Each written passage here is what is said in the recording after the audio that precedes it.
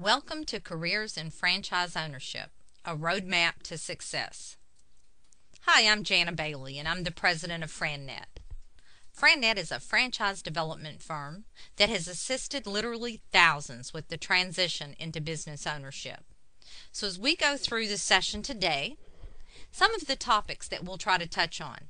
Is franchise ownership worth the money? What should you be thinking about? We'll look at franchise ownership versus independent business ownership and employment. We will try to help you simplify the search process and give you some tools that you need to make a safe decision. Why buy now? We'll take a look at the chart in this slide and really try to identify what has brought you to this point in your life.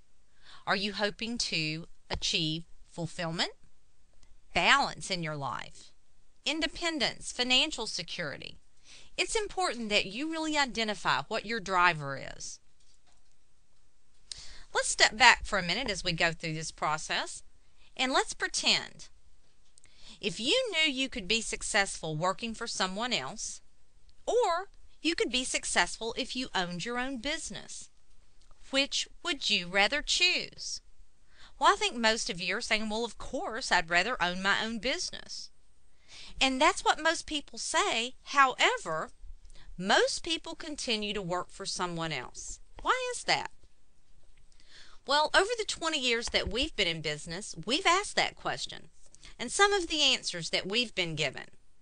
I'm worried about the risk. I don't know what businesses cost. I don't know where to start. And I don't know how to find what I'm looking for. We're going to try to answer each of these questions. First of all, let's start with risk. Well, the perception of risk. As we know, perception is our reality. But when we look at risk and we think, well, it's a lot safer to go to work for someone else. I'm going to get a job and that's safe. Short term, that is safe. But what about long term? How sure are you that your job will be there tomorrow or next year? Are you convinced that your performance really means stability in your job? I think each of us have friends or family members who have been downsized, right-sized, or re-engineered out of a job over the last few years. So as you look at their situations, was that job really safe? Now we look at the perception of risk when it comes to owning your own business. At first, owning your own business can be scary. No one will take that away from you. But let's look at the flip side. What about if you're really successful? No one can take it away from you. You can't be downsized, transferred, laid off, or fired. You can grow this business or ease off as you see fit. The longer you own your own business, the safer it becomes. Unlike employment, which can have the exact opposite result. What are some of the things that you can do to make it safe? Well, at FranNet, we believe you need to build your business model. Some of the things that we want to guide you in doing is planning your strategies. You're going to look at 3 different types of strategies. What is your entry strategy? Do you plan on continuing with your full-time employment and transition into business ownership? Or do you have an amount of cash that you're ready to invest and take that step? What is your long-term strategy? Do you want to start with 1 unit and then open multitudes? Or are you planning on just having 1 successful unit? What about exit strategy? Where do you see yourself 5 years, 10 years? Do you plan on growing the business and having an investment to sell or an investment to leave to your children? You need to think through these things because your answers to each of these strategies will make a difference in the model that we would structure for you. You need to develop your goals. What are your personal goals? What do you hope to have accomplished out of this business? Is it more free time? Is it more flexibility? Lots of cash. Let's look at these goals in depth and be sure that you've identified what's really important to you. Business goals. Again, really think it through. Where do you want this business to go? What is it that you hope to accomplish? Making sure that you're clear on your strategies and your goals will make all the difference in the world in the type of model that's built for you, and therefore the franchises that you should look at.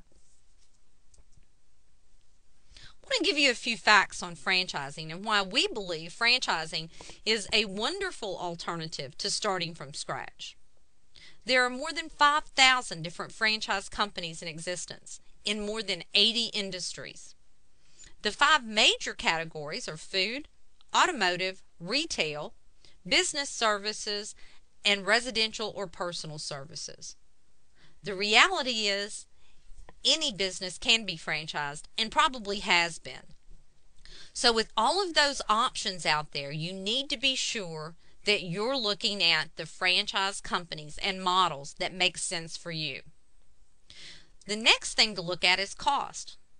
Again, most people have no concept of what it really costs to go into franchising. In fact, if you ask the majority of people, their answer would be $1 million or more. If you look at our chart, you'll see the reality is that less than 6% of the franchises cost over $500,000. The majority fall in the $250,000 or less, making franchising a very cost-effective reality for a lot of people. The approach we try to take at FranNet, and we believe it's important whether you're doing this on your own or you're working with another business coach. Make sure your goals, criteria, and needs are understood. Make sure that you're focusing on the best possible companies that meet your needs. We provide a coaching program that helps you follow a system, and this system will help you with the research to make sure you get to the best decision for you. We believe you have to take the steps to make it happen. If you don't have a dream that you're working towards, then you're helping someone else achieve their dream. Ask yourself today, whose dream are you working for? This is Jania Bailey at FranNet. Thank you for joining me, and I look forward to seeing you again on the Women's Network.